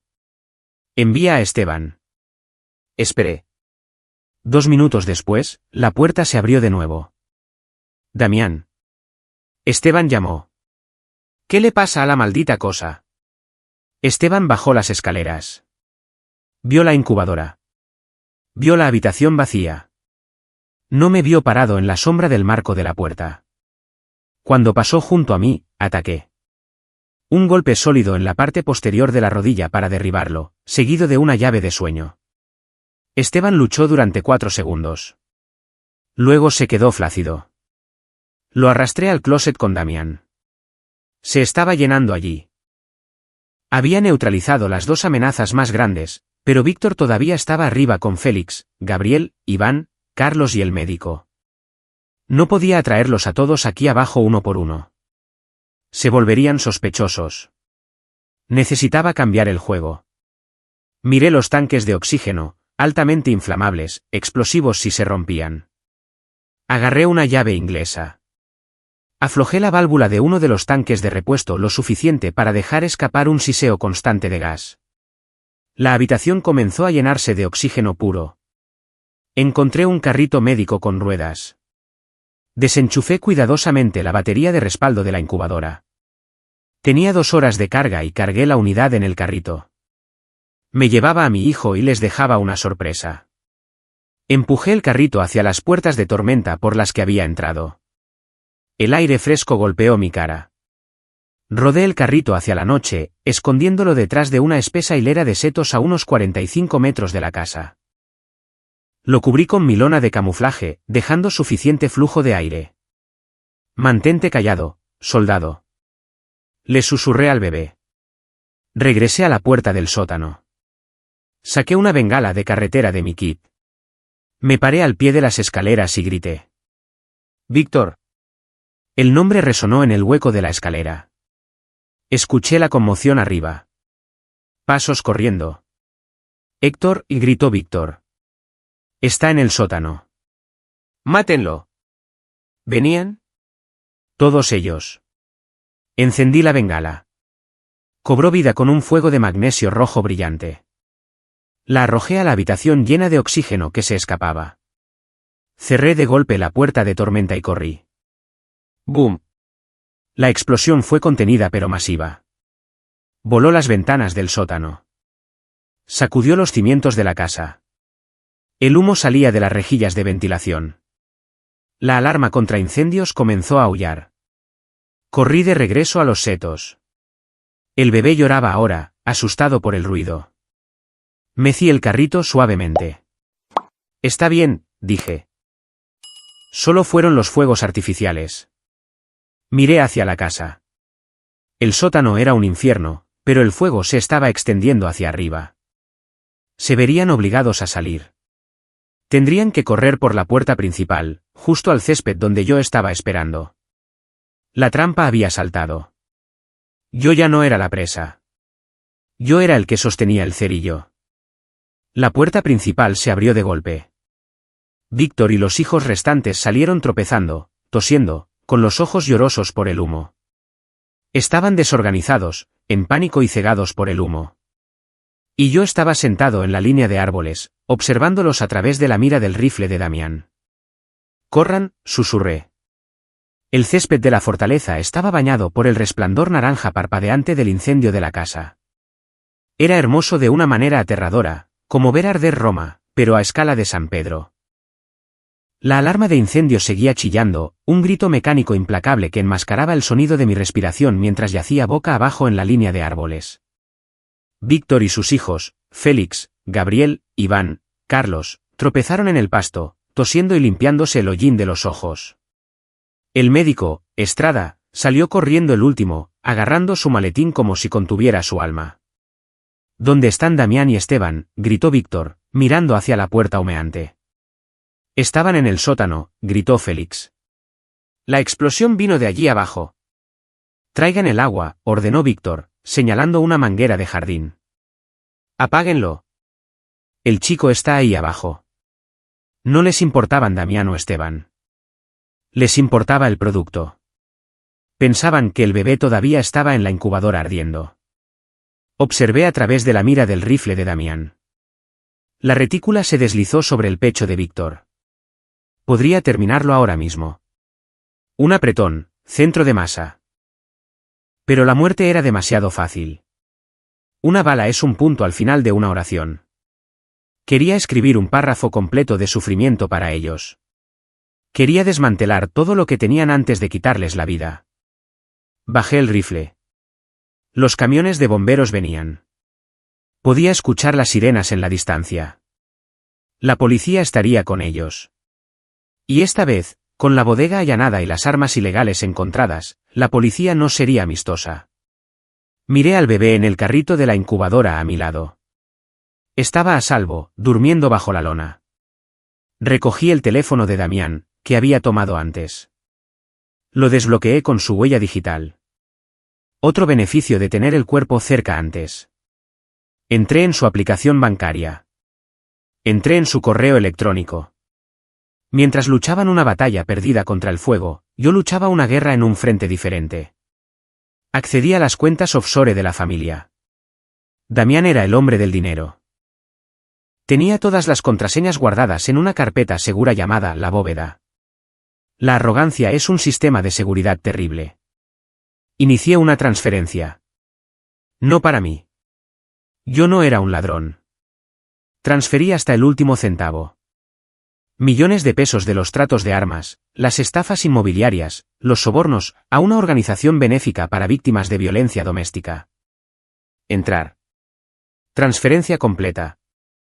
En 3 segundos, la manada de lobos pasó de ser la familia más rica de Nuevo León a estar en la ruina. Luego abrí su correo electrónico. Encontré la carpeta etiquetada seguro. Contenía archivos PDF de sobornos pagados a jueces, jefes de policía y políticos. Lo reenvié a la delegación de la FGR en Monterrey. Lo reenvié al periódico El Norte. Lo reenvié al detective Molina solo para hacerle saber que su carrera había terminado. Jaque mate, susurré. Las sirenas se hacían más fuertes. Víctor también debió haberlas escuchado. Dejó de gritarles a sus hijos. Miró hacia la puerta. «Tenemos que irnos», dijo Víctor. «Los federales estarán aquí. Si encuentran el laboratorio». «El laboratorio se está quemando, papá», gritó Félix. «La evidencia se ha ido». «No toda», me dije a mí mismo. Recogí el carrito de la incubadora. Necesitaba moverme. No podía estar aquí cuando llegaran los policías. Tenía al bebé. Tenía la evidencia y tenía su dinero, pero no había terminado con el hombre. Me retiré al bosque profundo, empujando el carrito a lo largo de un viejo sendero que había explorado en el mapa. Me moví 3 kilómetros de distancia a una casa segura, una vieja cabaña de caza que pertenecía a un amigo mío que estaba desplegado en el extranjero. Estaba fuera de la red. Energía solar, pozo de agua, sin internet. Instalé al bebé. Calenté un biberón de fórmula que encontré en los suministros médicos del carrito. Alimentar a mi hijo por primera vez, me cambió. Ver sus diminutas manos agarrar el biberón, ver sus ojos abrirse y mirarme, oscuros como los míos. Lavó la sangre en mis manos. Te voy a llamar Leo, susurré. Porque eres un pequeño león. Sobreviviste a la guarida. Leo se durmió. Revisé las noticias en mi teléfono. Noticias de última hora: incendio en la finca de un prominente empresario revela laboratorio médico ilegal. La policía descubrió 2 cuerpos en el sótano. Red masiva de tráfico de armas expuesta. Encontraron a Damián y Esteban. Las noticias los reportaron como cuerpos, pero el forense encontraría que estaban vivos, apenas. Estaban en condición crítica por inhalación de humo y traumatismo por fuerza contundente en la garganta. Víctor, Félix, Gabriel, Iván y Carlos estaban huidos. Habían huido antes de que llegara la policía. Bien. Si estuvieran bajo custodia, conseguirían abogados. Conseguirían acuerdos de culpabilidad. Conseguirían 3 comidas al día. Si estaban corriendo, estaban en mi mundo. Sabía a dónde irían. Cuando un lobo está herido, no va a la ciudad. Va a lo salvaje. Víctor tenía una cabaña del juicio final en la Sierra Madre. Hablaba de ella todo el tiempo. Si el mundo se acaba, vamos a la sierra. Era un búnker fortificado disfrazado de cabaña de troncos.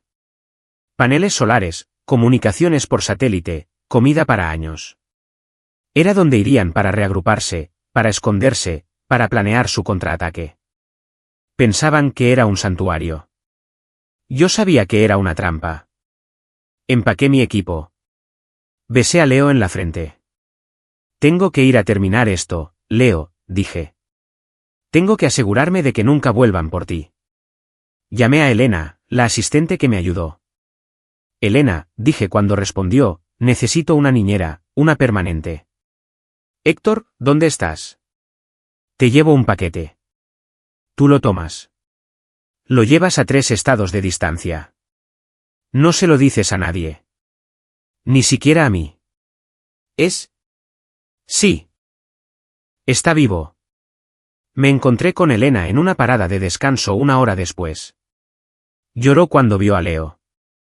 Lo tomó en sus brazos como si fuera suyo. Vete, dije. Te encontraré cuando termine. Ten cuidado, Héctor. Ella dijo, no tienen nada que perder. Yo tampoco, dije. La vi alejarse. Mi hijo estaba a salvo. Mi esposa estaba en una cama de hospital, protegida por el hecho de que su familia eran ahora los fugitivos más buscados de México. Volví a mi camioneta y giré hacia las montañas. El sol se estaba poniendo de nuevo. El cielo estaba rojo. Llegué a la base del camino de montaña que conducía a la cabaña de Víctor alrededor de la medianoche. Aparqué la camioneta y la cubrí con ramas. Caminaría los últimos 8 kilómetros cuesta arriba. El aire era delgado y frío. La nieve comenzaba a caer en las partes altas de la sierra. Me moví entre los árboles, silencioso como la nevada. Llevaba camuflaje blanco ahora. El traje de nieve que guardaba en mi kit de supervivencia. Era invisible. Llegué al claro donde estaba la cabaña. Estaba oscuro. Sin luces. Estaban practicando disciplina de luz. Inteligente. Pero olvidaron una cosa. El calor. Me puse mis gafas térmicas. La cabaña se iluminó como un árbol de Navidad en el espectro infrarrojo. Podía ver la floración de calor de la chimenea. Podía ver 4 firmas de calor distintas moviéndose dentro de la sala principal y una firma sentada quieta en una silla. Víctor. Quedaban 5 hombres. Félix, Gabriel, Iván, Carlos, Víctor. Estaban armados. Estaban asustados. Y me estaban esperando. Revisé mi equipo, mi cuchillo, mi martillo y un puñado de granadas aturdidoras que había tomado prestadas del alijo de la bodega antes de que llegaran los policías. Me arrastré hasta el cobertizo del generador detrás de la cabaña. Estaba zumbando. No corté la energía esta vez. Ese era el viejo truco. Esperarían eso. En su lugar, manipulé la línea de combustible. Vertí azúcar, un simple paquete de azúcar que tenía en mi ración de combate, MRE, en el tanque de gasolina. No mataría el motor instantáneamente. Lo atascaría. Lo haría chisporrotear, toser y morir lentamente. Haría que las luces parpadearan y se atenuaran, creando un efecto estroboscópico que induce pánico. Me moví al porche delantero. Coloqué una mina Claymore, una falsa que usaba para entrenamiento, pero parecía lo suficientemente real para aterrorizar. Frente a la puerta principal, luego fui a la ventana. Golpeé el vidrio. Tap tap tap. Adentro, las firmas de calor se congelaron.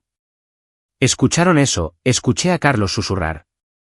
Es solo el viento, dijo Víctor. Pero su voz temblaba. Tap tap tap, más fuerte esta vez. Ve a revisar, ordenó Víctor a Félix. Félix se movió hacia la ventana, su rifle levantado. Miró hacia la oscuridad. No podía verme. Estaba presionado contra la pared debajo del alféizar. Esperé hasta que su cara estuvo presionada contra el vidrio. Entonces me puse de pie. Llevaba una máscara de calavera, mi vieja máscara de despliegue. Félix gritó y disparó su rifle a través de la ventana. ¡Crash! El vidrio se hizo añicos. Rodé lejos instantáneamente, desapareciendo en la nieve. Está aquí, y gritó Félix. Está afuera. Mátenlo, rugió Víctor. Todos afuera. Rodé en la cabaña. La puerta principal se abrió de golpe. Gabriel e Iván salieron corriendo, armas disparando a los bosques oscuros. Vieron la mina Claymore en el porche. Mina, gritó Gabriel, lanzándose fuera del porche hacia la nieve. Iván lo siguió. Yacían allí boca abajo en la nieve helada, esperando una explosión que nunca llegó. Mientras estaban inmovilizados por una mina falsa, di la vuelta hacia la puerta trasera. La abrí de una patada. Arrojé una granada aturdidora adentro. ¡Van! Una luz blanca cegadora, un estruendo ensordecedor. Entré en la habitación. Víctor estaba sentado en su silla, frotándose los ojos, cegado. Félix estaba en el suelo, con los oídos zumbando. Carlos estaba acobardado en la esquina. Hola, chicos, dije. Cerré la puerta detrás de mí y la cerré con llave. Ahora, dije, levantando el martillo. ¿Quién quiere ser el número 3? El humo de la granada aturdidora todavía colgaba espeso, la habitación parpadeaba tenuemente con la energía moribunda. Cada rayo de luz temblaba entre la vida y la oscuridad, exactamente como yo quería. Félix estaba tosiendo, desorientado. Carlos estaba tratando de arrastrarse detrás de un sofá. Víctor seguía sentado, con una mano sobre su cara, la otra buscando la pistola en su muslo. El martillo se sentía pesado y vivo en mi mano, vibrando como si ya conociera su propósito. Héctor. La voz de Víctor se quebró a través de la niebla. Escúchame. Esto no la traerá de vuelta. No se trata de traerla de vuelta, dije, entrando en la luz. Se trata de asegurarse de que nadie olvide lo que hiciste. Félix lanzó un golpe ciego hacia mí con su pistola. Me hice a un lado y aplasté el arma hacia abajo con la cabeza del martillo, clavándola en las tablas del piso. Aulló, agarrándose la muñeca. Levanté el martillo de nuevo. No para matar, no todavía, solo para marcarlo. Un golpe en la articulación del hombro. Limpio, medido. Su grito se estremeció a través de la cabaña. Carlos saltó desde detrás del sofá, con un cuchillo temblando en ambas manos. No me moví hasta que estuvo casi sobre mí. Entonces giré, atrapé su antebrazo y torcí. El cuchillo resonó en el suelo. Lo sostuve por el cuello, su terror empapando mi guante. Le supliqué a Damián que parara. Carlos soltó. Les dije que pararan. Entonces debiste haberla ayudado, dije, presionando el mango del martillo contra su garganta. Sostuviste la cámara. Se congeló, la comprensión rompiendo a través de su pánico. Sus labios se separaron, pero no salió ningún sonido. Lo dejé caer inconsciente al suelo con un golpe seco en la sien. Víctor había encontrado su arma para entonces. La niveló, con las manos temblando. Su puntería era buena para un hombre medio ciego y sangrando rabia. Después de todo este teatro, siseó. ¿Todavía crees que eres justo? Irrumpiste en mi casa. Lo interrumpí. Tú irrumpiste en la mía primero. Disparó. El tiro restalló contra la pared a centímetros de mi oreja. Me lancé detrás del sofá volcado. El yeso llovió del techo. El generador afuera comenzó a toser. Estaba empezando a ahogarse con el azúcar que había vertido antes. Las luces parpadeaban más fuerte ahora, pulsando como un latido moribundo. Félix se arrastraba hacia Víctor, gimiendo. Papá, tenemos que salir, pero Víctor no escuchaba. Disparó de nuevo. Luego otra vez, la pistola hizo clic en seco. Me levanté de detrás del sofá, tranquilo. Cada paso que daba hacia él resonaba entre los golpes cada vez más lentos del motor afuera. Me arrojó el arma. Rebotó en mi chaleco. ¿Crees que puedes borrarme?, gruñó. ¿Crees que la gente como yo desaparece alguna vez? He dirigido este estado durante 30 años. Los hombres como yo no caen. Construimos los muros detrás de los cuales se esconde la ley. Tienes razón, dije suavemente. Pero los muros caen más rápido cuando el fuego comienza adentro. Lanzó un golpe hacia mí con su mano vacía. Atrapé su muñeca en el aire y la doblé hacia atrás. Sus rodillas golpearon el suelo con un crujido sordo. 31 golpes, dije en voz baja. ¿Recuerdas ese número?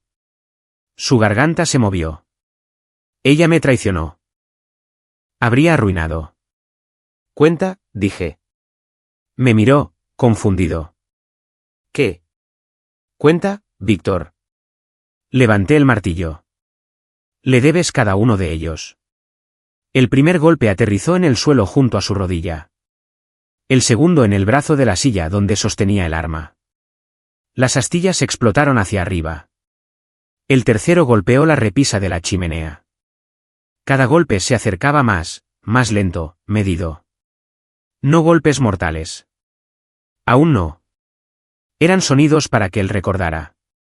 Contando de la misma manera que la había hecho contar a ella. Estaba sollozando ahora, no por la amenaza de muerte, sino por el eco de lo que había hecho. Afuera, el generador soltó su tos final y murió. La cabaña se sumió en la oscuridad.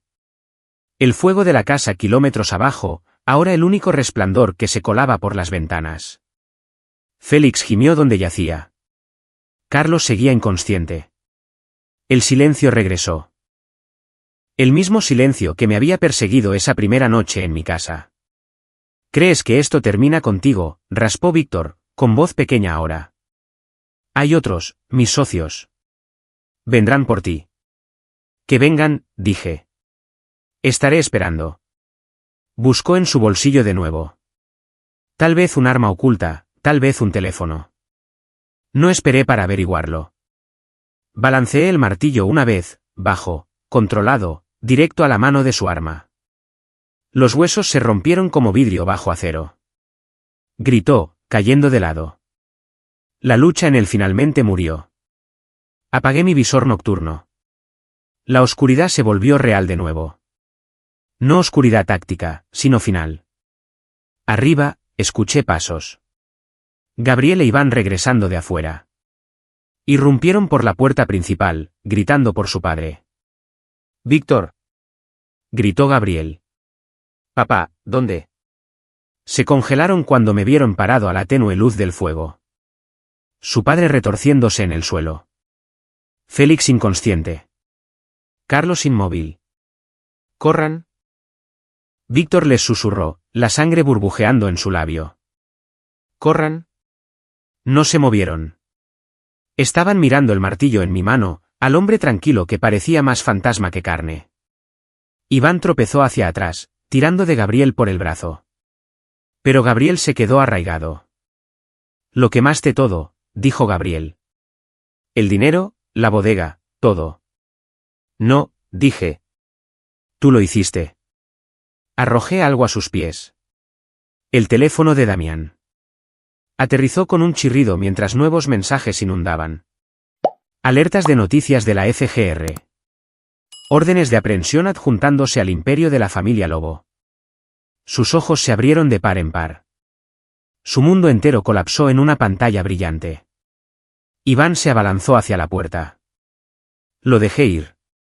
Tropezó en la nieve y siguió corriendo, jadeando maldiciones hacia los árboles. Gabriel se quedó, con la mandíbula apretada, tratando de reconstruir al hombre que pensaba que era dentro de ese cuerpo desmoronado. Levantó su arma a medio camino, temblando. Adelante, dije. Comete el último error de tu vida. No lo hizo. Dejó caer el arma. Deberías haberte quedado como soldado, dijo. Esto no es justicia. Tienes razón. Respondí, dando un paso adelante lo suficientemente cerca para ver el reflejo del fuego bailando en sus ojos. Esto no es justicia. Es equilibrio. No tuvo la oportunidad de responder antes de que lo golpeara en la mandíbula con el mango del martillo. Cayó junto a su padre. Miré a Víctor por última vez. Esos fueron 6, dije. ¿El resto?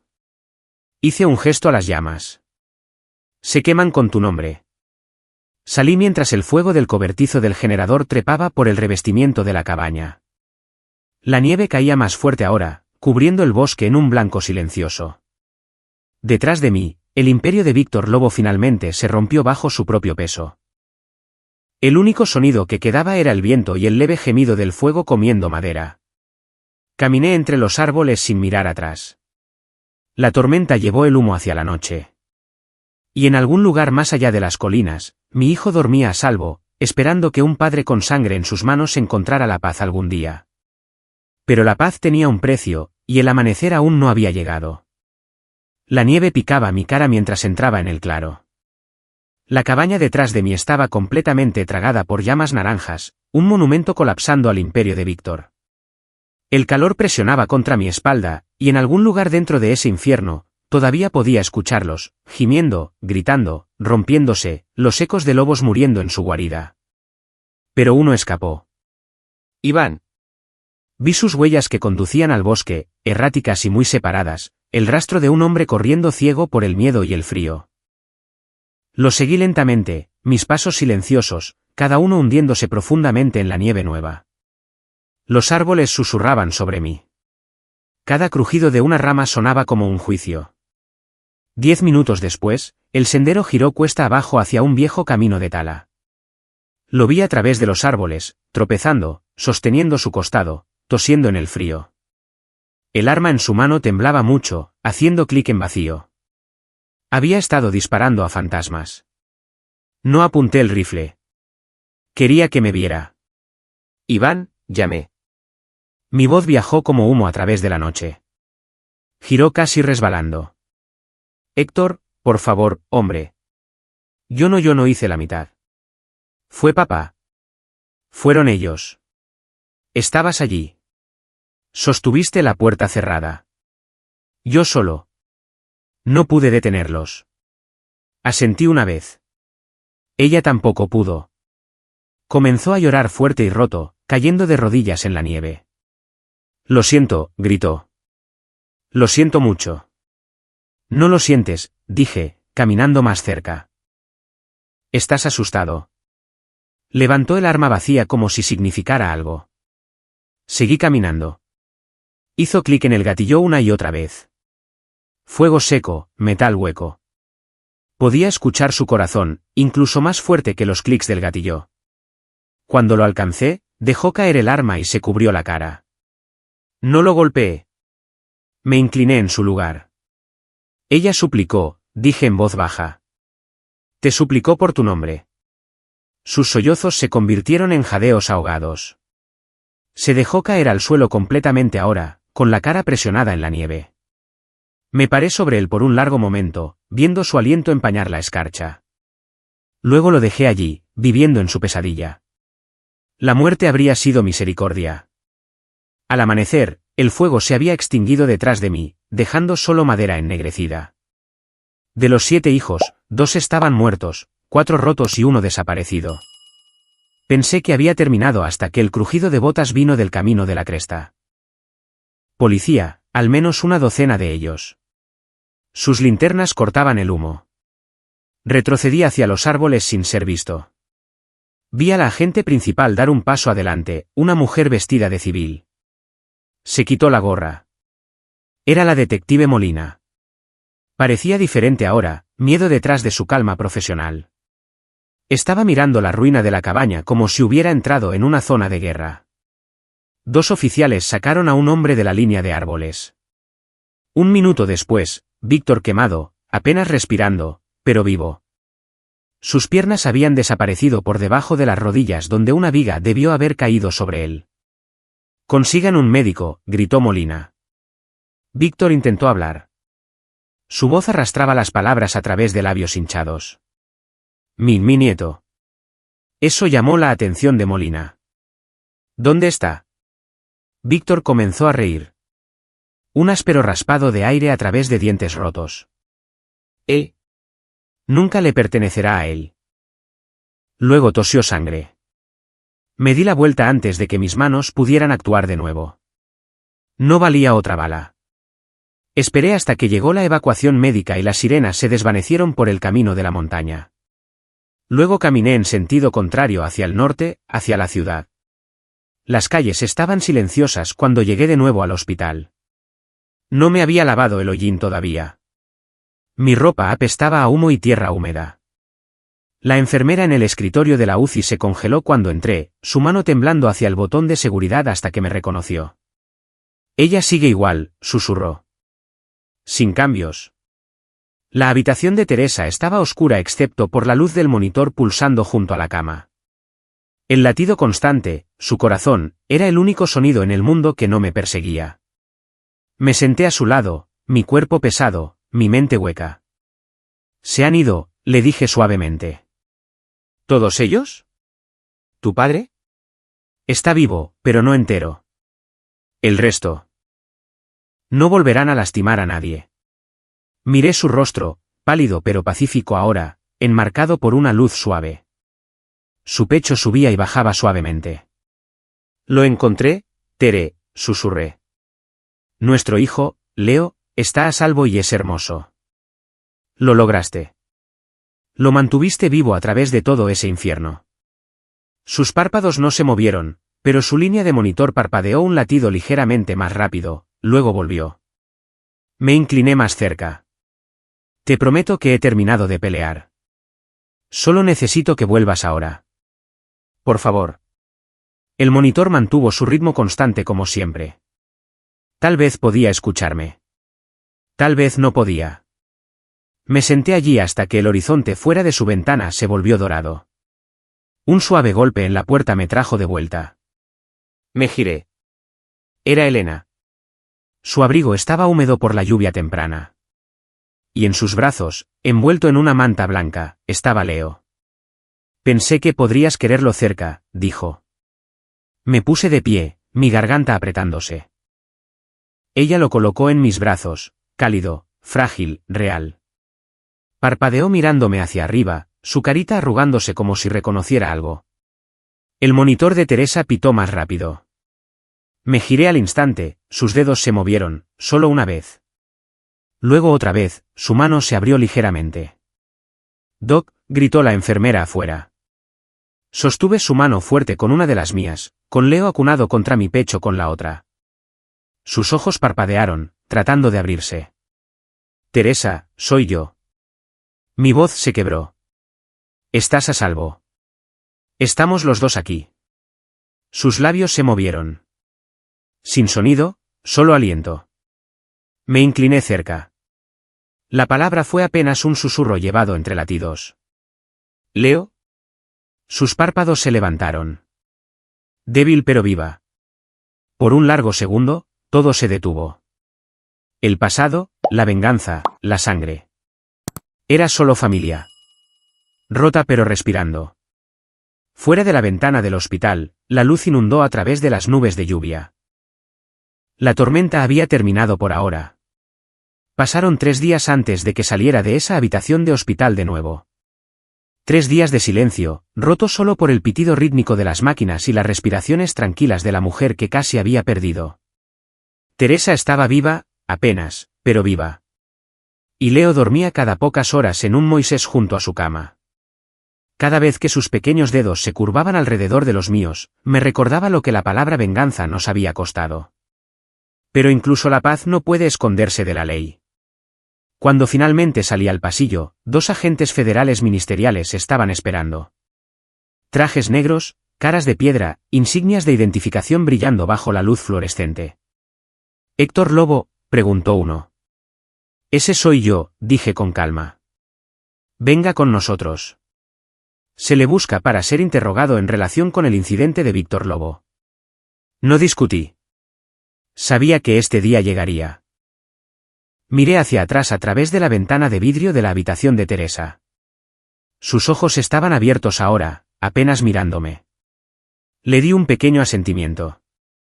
La promesa de un soldado a otro. Me llevaron a través del estacionamiento cubierto de nieve donde las camionetas sin marcas estaban en marcha. El frío cortaba a través de mi sudadera del hospital, pero no alcanzaba el fuego que aún ardía a fuego lento en mi pecho. Dentro de la sala de interrogatorios, apenas me dejaron sentarme antes de que comenzaran las preguntas. El agente Ramírez, el líder, se inclinó hacia adelante. ¿Quiere decirme qué estaba haciendo en las montañas la noche que explotó la propiedad de la familia Lobo? Conduciendo, respondí. Él sonrió con suficiencia. Espera que creamos eso. No espero que crea nada. Se inclinó. Encontramos a 7 hombres torturados, lisiados, quemados, 2 muertos. Encontramos grabaciones en un disco oculto en la casa de Víctor. Muestran todo. El ataque a su esposa, los encubrimientos, el tráfico. Ya no es un sospechoso, Lobo. Es un testigo. Eso me desconcertó. Ramírez abrió un archivo y deslizó una foto sobre la mesa. Era Víctor en una cama de hospital, fuertemente vendado, injertos de piel subiendo por su cara. Sus ojos estaban abiertos, vidriosos, lo suficientemente conscientes para odiar. Se negó a nombrar a nadie, dijo Ramírez. Afirmó que fue víctima de un accidente eléctrico. Pero con todo lo que encontramos, su imperio se acabó. Nunca volverá a ver la luz del sol. ¿Qué pasa con sus hijos? Ramírez se encogió de hombros. Los 5 sobrevivientes se enfrentan cargos que los enterrarán de por vida. Eso es justicia, Lobo. La consiguió. Miré la foto por un largo momento. Justicia, repetí. ¿Así es como llamamos a esto? Estudió mi cara. Mire, lo entiendo. Lo que le hicieron a su esposa. Ningún jurado en este planeta lo condenaría si hubiera hecho algo. Pero no lo hizo. Se quemaron ellos mismos. Solo tuvo suerte. ¿Suerte? Las palabras sonaban mal en su boca. Obscenas casi. Me puse de pie. ¿Hemos terminado? Dudó y luego asintió. Puede irse, pero si alguna vez recuerda algo útil sobre las cuentas offshore de Víctor, llámeme. Salí de la comisaría hacia el débil sol de la mañana. La nieve se estaba derritiendo en el asfalto. La ciudad estaba despertando. Gente normal yendo a trabajar, sosteniendo tazas de café, riendo en los teléfonos. La vida no se detuvo solo porque la mía había sido quemada más allá del reconocimiento. Cuando llegué al hospital, Teresa estaba sentada erguida, pálida, frágil, pero viva en todos los sentidos que importaban. Giró la cabeza cuando entré, con los ojos húmedos, pero fuertes. Me enteré, dijo suavemente. ¿Los atraparon? Asentí. Entonces se acabó. Aún no, dije, sacando algo del bolsillo de mi chaqueta. Una pequeña caja de terciopelo. Sus ojos se abrieron ligeramente. Héctor, ¿qué es eso? La abrí. Su viejo anillo de bodas yacía dentro, pulido, limpio, intacto a pesar de todo. No nos quitaron esto, dije. Solo lo retrasaron. Su mano tembló mientras deslizaba el anillo de nuevo en su dedo. Teresa lloró en silencio, recostándose contra las almohadas. Me senté a su lado, sosteniendo su mano como solía hacerlo, nuestros dedos entrelazados. El monitor pitaba constantemente. Leo se movió en el Moisés y soltó un pequeño arrullo que cortó a través de la pesadez en el aire. Por primera vez en meses, sonreí, pero no pude ignorar la sombra bajo sus palabras. ¿Qué pasará con nosotros ahora?, susurró. Miré por la ventana. Patrullas de policía, reporteros, caos, un mundo siempre dando vueltas, esperando sangre fresca. Reconstruimos, dije. Y esta vez, nadie entra. Por un momento, el silencio entre nosotros ya no era pesado. Era curativo. Entonces hubo un golpe en la puerta. La detective Molina entró, usando un cabestrillo y una expresión cansada. Parecía más vieja que cuando la conocí por primera vez. «Tienes una visita», dijo. Directamente desde CDMX. Detrás de ella caminaba una mujer con un traje de negocios oscuro. Sello federal en su solapa. Se presentó como la agente especial Reynoso. «Señor Lobo», dijo, «lo estamos activando bajo el artículo 14, estatus de reconocimiento especial. El público no sabe quién cerró la red Lobo, pero nos hizo un servicio. La oficina podría usar a alguien con sus habilidades». Me reí por lo bajo. «¿Quiere que trabaje para usted? Necesita un borrón y cuenta nueva». «Podemos darle eso», dijo ella. «Nueva identidad, reubicación, permanencia si lo desea». Teresa se tensó detrás de mí. «Él ha terminado de pelear», dijo bruscamente. Reynoso asintió. «Llamaremos a eso su decisión entonces. Pero si alguna vez cambia de opinión», deslizó una tarjeta en la bandeja del hospital. «Ya ha demostrado que puede entregar justicia sin dejar huellas dactilares». Cuando se fue, el único sonido era la respiración tranquila de Leo. Teresa me miró, con ojos inquisitivos. «¿Lo estás pensando?» «No», dije, «pero es bueno saber que el infierno todavía piensa que estoy calificado». Ella rió suavemente. «Entonces, Héctor, prométeme esto. No más sangre, no más guerra». Asentí. «¿Lo prometo?» Afuera, el viento cambió, llevando el último olor a humo de las montañas. Miré a Leo, luego a su mano descansando en la mía, el anillo brillando débilmente bajo la luz del sol. Tal vez la paz era frágil.